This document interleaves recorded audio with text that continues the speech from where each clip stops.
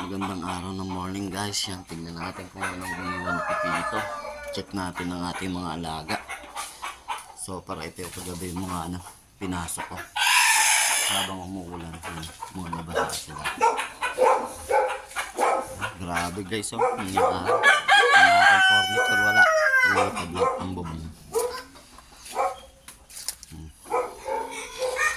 Mga mabuhay na puno. Ayan, winalis. Grabe. Ayan, mga nagbagsakan na puno.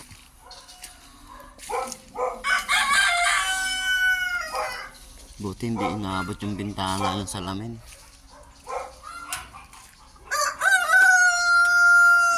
Ayan guys, check natin mga alaga natin kung ano nangyari sa kanila.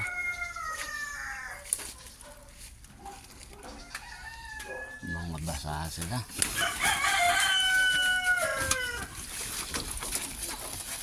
Oh, para okay naman itong mga to. Mga nabasa lang. Pero goods naman. Ano? Lilipad yung mga yero. Putol ng mga puno. Winalis talaga. Ang hirap na itong tanggalin.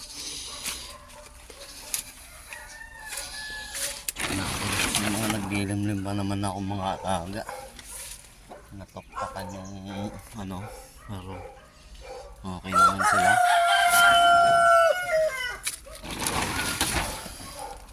Okay naman. Thanks Lord. Kahit na sobrang lakas ng Pipito,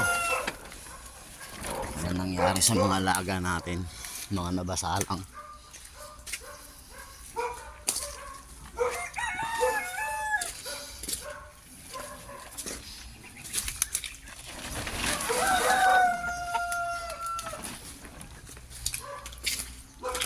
Ubos, nilipas lahat.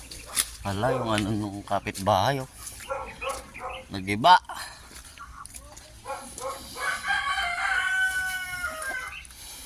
Binunot niya, lakas talaga, no? Binunot niya yung puno. Pati kayong gabano sa loob, eh. Nabunot niya, oh. Oo, nabunot niya.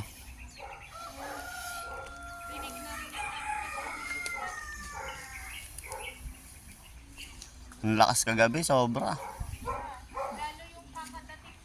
Oo. Nung bandang alas 5.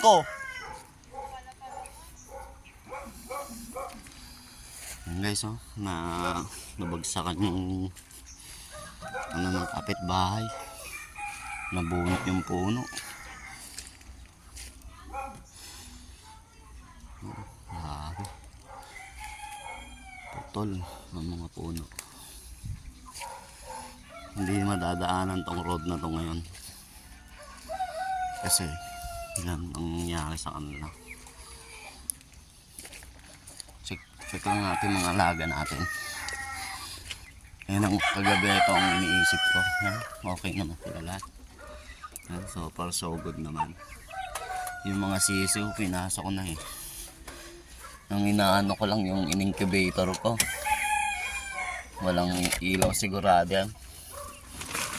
Magdamag.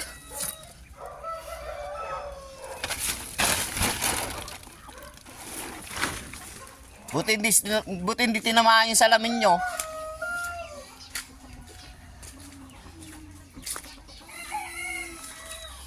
Grabe, lakas. Katakot. Ang lakas kagabi. Ha? Wala. Walang signal. Yung kilamila, binunot yung milina. Naning pader nila.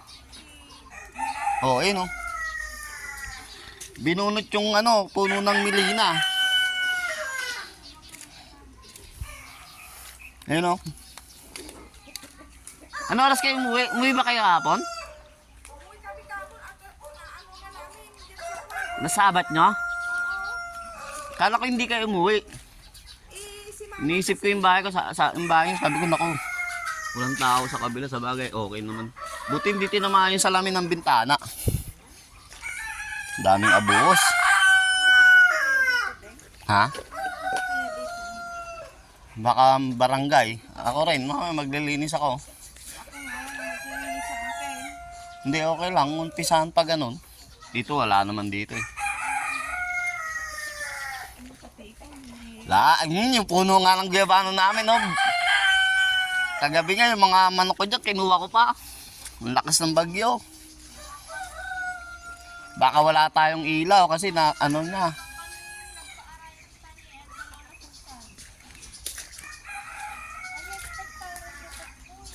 Oo, walang ano sila, mali yung ano nila, yung announcement ng ano, ng weather. Tapos dito sa Dito sa atin ang ano, dito sa atin ang mata, sa Aritaw. dito pala dumaan. Oo, dito dumaan talaga. Din doon sa Kwandeng, dito sa Bambang. Uy, grabe. Grabe din doon. Kaya nga nung nagadagpat pa, awanti makaumay nga. Tumawag kami rescue, magdidinta ko ata. Tumawag kayo na rescue. Kami wala kami signal kagabi.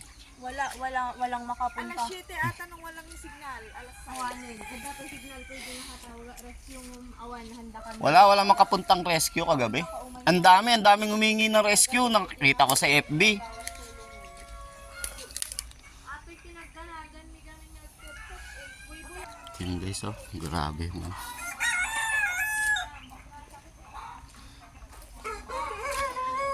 Grabe yung furniture. Yung mga puno. Oh, sira na siguro itong furniture ko. Tsaka dito. Yan, yung mga yero na nagbagsakan. Ito. Okay, paano yung manok ito? Yung mga manok. Buti nga, okay pa sila ito. Puno ng guyabano, no? Bagsak. May mga manok pa ako dito eh. Yan, so far so good naman sila guys. Yan, so far so good naman yung mga manok. Okay naman sila. Okay naman sila, oh. Mga nabasa lang talaga. Pero sure ko sisipunin yung mga yan. Yan, nilipad itong bubong. Yan, nabagsak na puno. Yung mga yero. Hindi parang yero.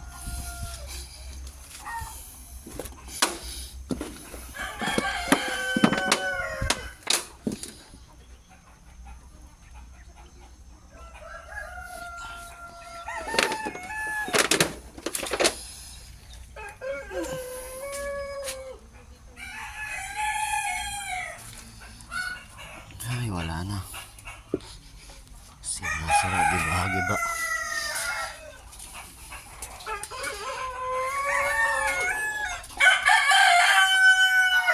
Di okay yung mga manok.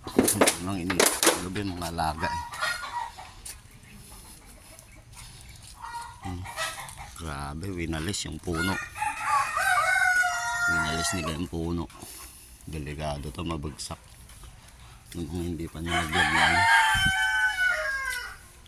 Grabe. Talaga. So guys, hanggang dito na lang muna. Ayan po ang iniwan ni Pipito. Pero happy pa rin. Okay lang, laban lang. Ayos pa yung mga alaga. Buhay pa naman yung mga alaga ko. Ayan, salamat guys.